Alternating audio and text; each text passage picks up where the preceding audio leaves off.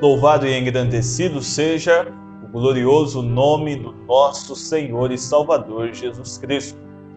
Gostaria de convidar você, meu irmão, para nós lermos mais uma porção da palavra. É sempre bom amanhecer com a leitura da palavra, esta Bíblia que contém aqui para nós ensinamentos maravilhosos, né?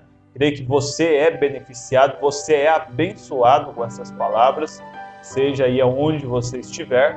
Eu espero que elas edifiquem a sua fé e que onde você está, você seja uma bênção aí para o ministro local, para a igreja local.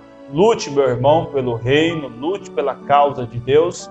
Nós estamos vendo que os dias da vinda do Senhor se aproximam e é bom que Ele encontre a mim e a você trabalhando pela causa do Senhor, trabalhando para o reino de Deus. Amém? Esforça-te pela causa do Senhor e você verá que isto tem a sua recompensa, né? Deus não deixa e Deus não fica devendo nada a ninguém. Amém? São Lucas capítulo 7, vamos aqui para este primeiro devocional do mês de abril, São Lucas 7, versículos 24 ao 27.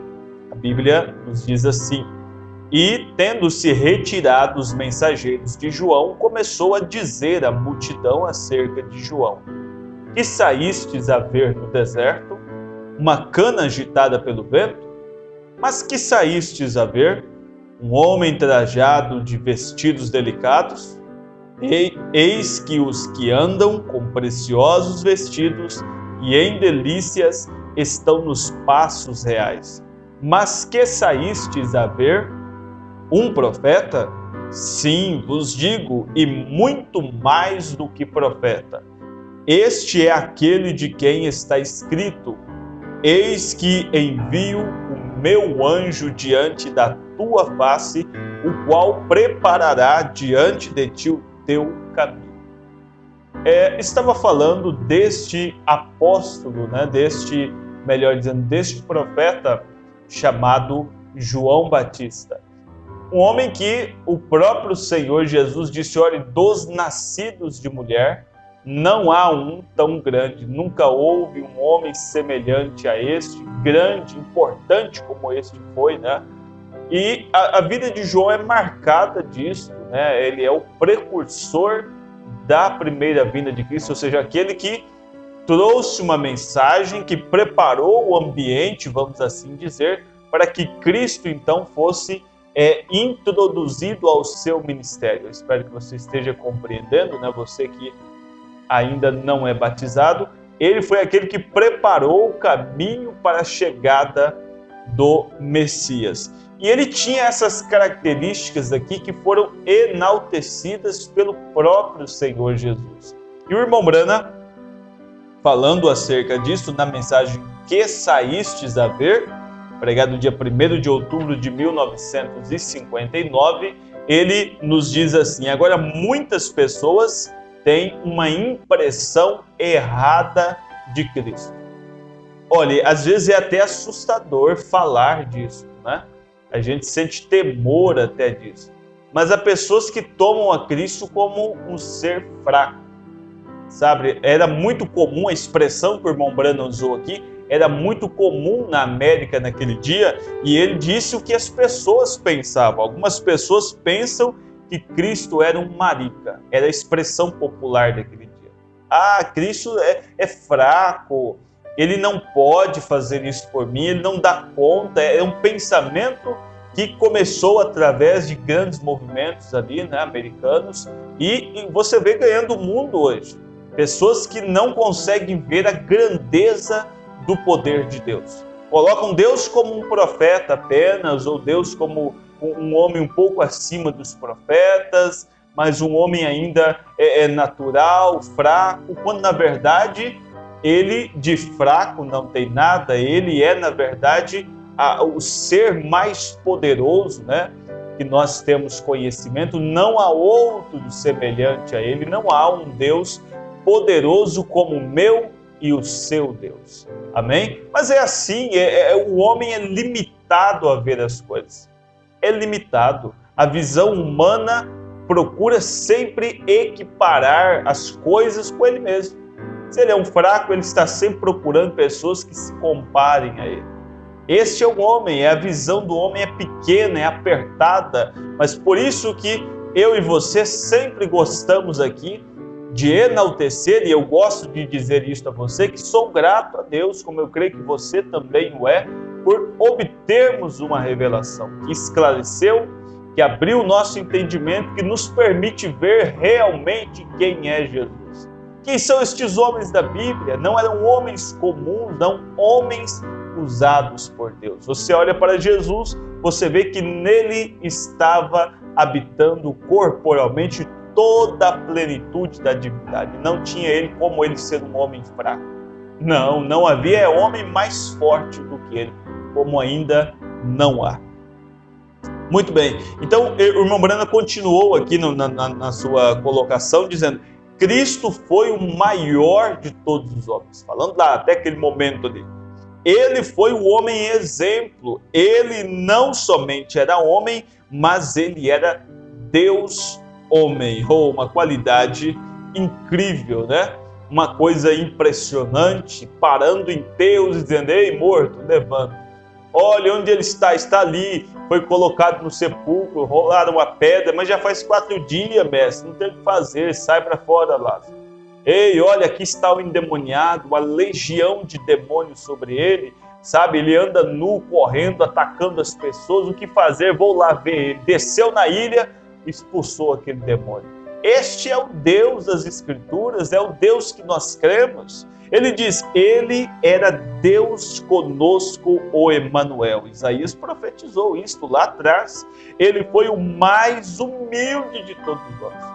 Sendo Deus homem, sendo aquele do qual a plenitude habitava corporalmente nele, porém ainda assim, sendo tudo isto, a Bíblia diz que ele não usurpou ser igual a Deus. Ele foi humilde. Ele podia vir numa carruagem celestial, mandar todo mundo se inclinar para ele, sabe? Fazer ali uma grande agitação. Ser um orgulhoso, ou só quer pregar se for dentro do melhor tabernáculo do dia.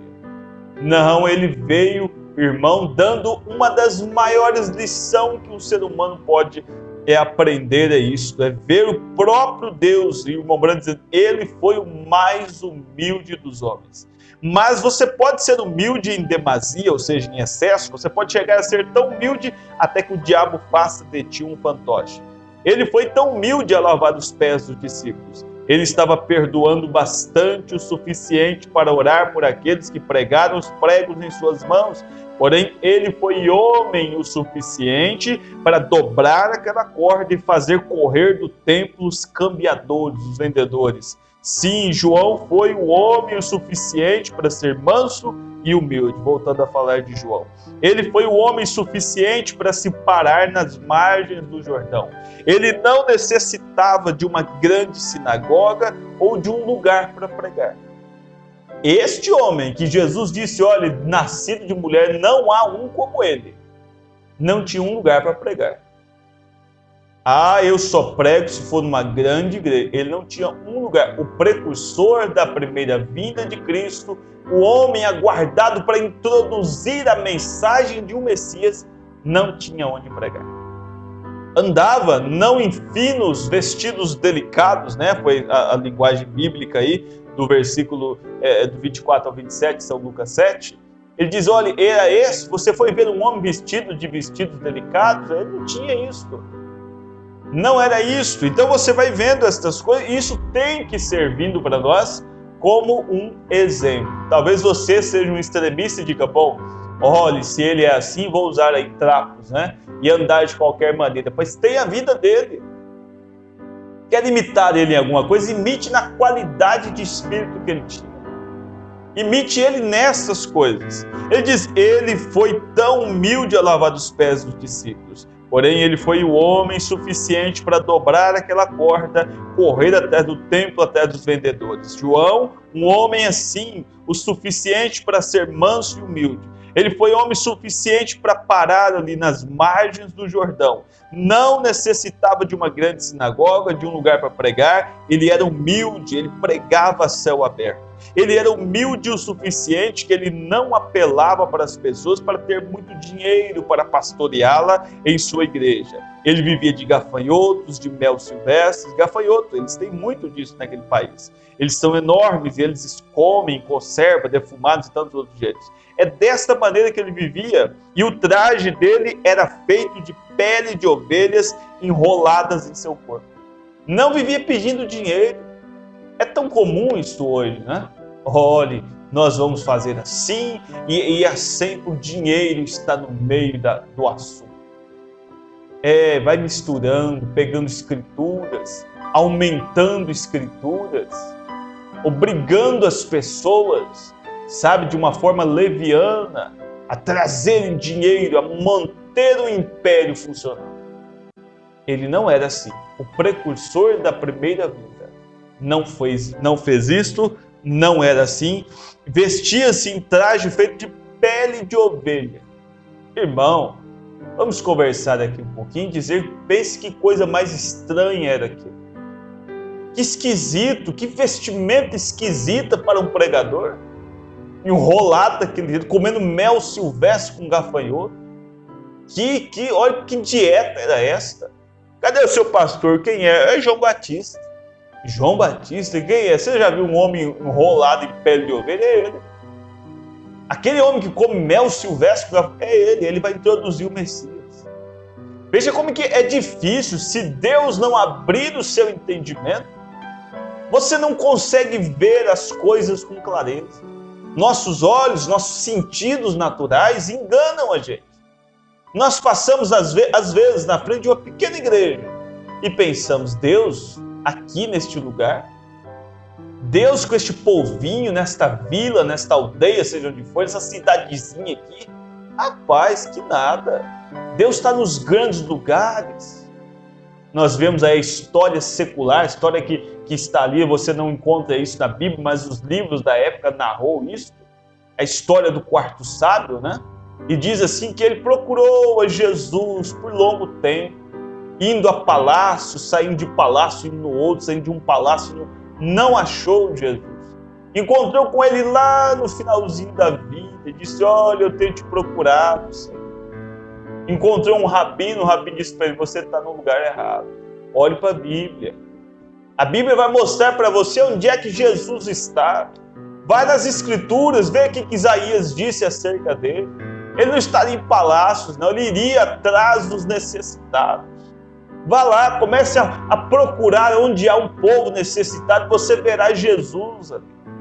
Os grandes templos, eles não precisam, não. O dinheiro os mantém de pé. Eles não querem ouvir verdades, mas como muitos assim o são. Não são todos, mas a grande maioria. Não querem as verdades. Não. A verdade é você, meu irmão. Você está buscando, você quer se levantar, você está atrás de Deus, clamando por Deus. Continue nesta posição. Ele disse, olha assim, Jesus disse, que saístes a ver? Uma pessoa que se moveria com os fariseus são atores, uma hora é uma coisa, outra hora é outra, com uma cana agitada por vento, é isso? Você está indo atrás de um agitador? Não, ele não era um agitador. Alguém que vai com os saduceus quando eles vão, que um dia ele é isso, outro dia é aquilo? Você está indo à igreja assim? Um dia encontra está numa igreja, um dia encontra na outra igreja. Um dia é desta igreja, outro dia já é da outra. Assim, por qualquer coisinha. Você sabe, às vezes precisamos mudar uma viagem, né, por uma mudança, por uma coisa ou outra. Isso é totalmente comum e natural e tem que acontecer, obviamente. Mas estou dizendo aqui, sabe, inseguros, agitados, pulando de um galho no outro. Ele diz nesse sentido. Disse, saístes a ver alguém trajado com vestidos delicados? Não. Intelectual? Não. O que saístes a ver? O que você está procurando? Aí ele disse, ide anunciai a João o que está acontecendo aqui, que os coxos andam, os cegos veem, os surdos ouvem, os mortos ressuscitam, e aos pobres anuncia-se o evangelho, e bem-aventurado aquele que em mim se não escandalizar. Olha que coisa!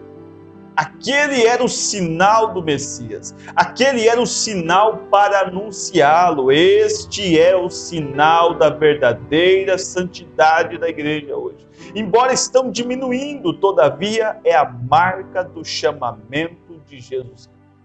É a marca do chamamento de Jesus Cristo. Homens e mulheres que se param pelo evangelho puro de salvação para os pobres e necessitados. Não um grupo de aristocratas. Não, Jesus não está atrás desse povo, não.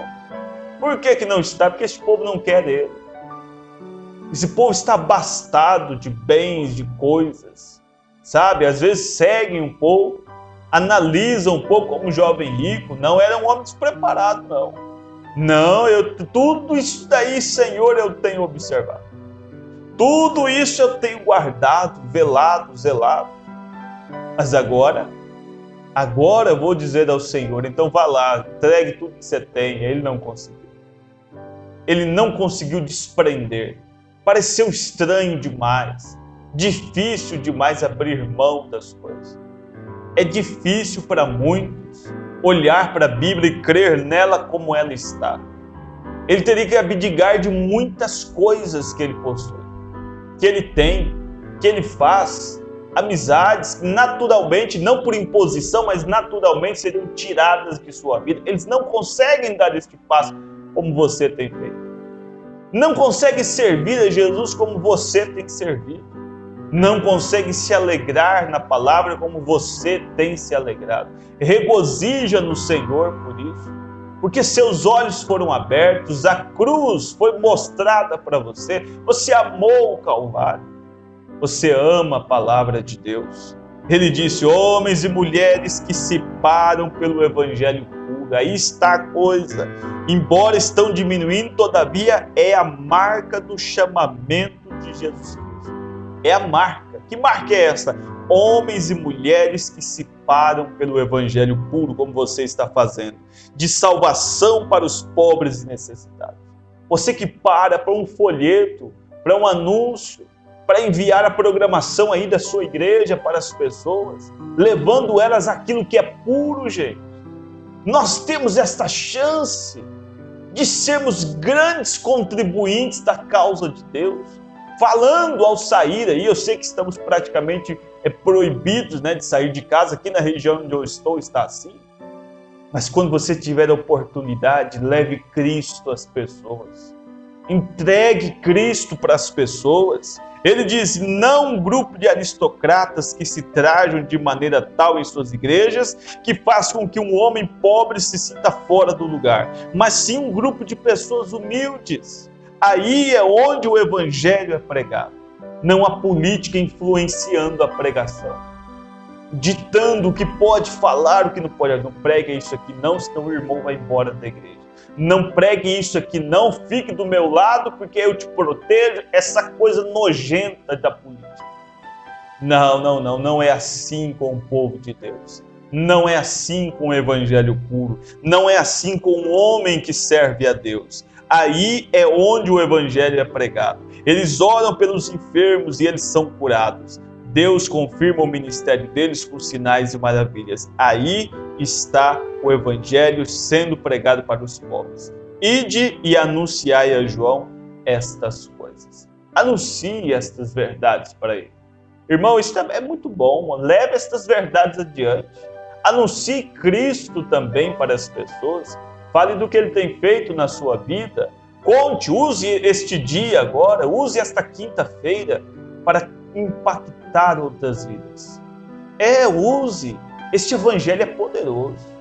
Use as ferramentas que você tem agora, as ferramentas que você pode usar agora, para levar Cristo até as pessoas. Amém? Vamos orar? Amado e eterno Deus, graças te damos, Senhor, pois até aqui o Senhor tem nos ajudado, nos curado, tem trazido libertações em nossa vida, tem aberto portas grandiosas, Senhor, em nossa vida. Somos gratos a Ti por isso. Pai, obrigado, Senhor, pela família, obrigado pela igreja, Senhor, pelos irmãos, pela amizade destes irmãos. Obrigado, Senhor, por esses que param neste momento para acompanhar também este trabalho, que dão crédito a Deus a este simples trabalho, que isto mude a eles, que isto os ajude, os fortaleça, os anime, e quando o diabo colocar suas armadilhas, possamos lembrar, Pai, dessas palavras, possamos lembrar, Senhor, do que estamos ouvindo esses dias e assim nos mantermos de pé. Senhor, que o inimigo não nos derrube, que o inimigo não triunfe sobre nossas vidas, é a minha oração em nome de Jesus Cristo. Abra as portas e as janelas do céu sobre as famílias, Deus dando-lhes condições, ó Pai, de vencerem a esses problemas, a essas ciladas do dia. Em nome de Jesus Cristo pedimos isto a Ti. Amém, Senhor. Amém.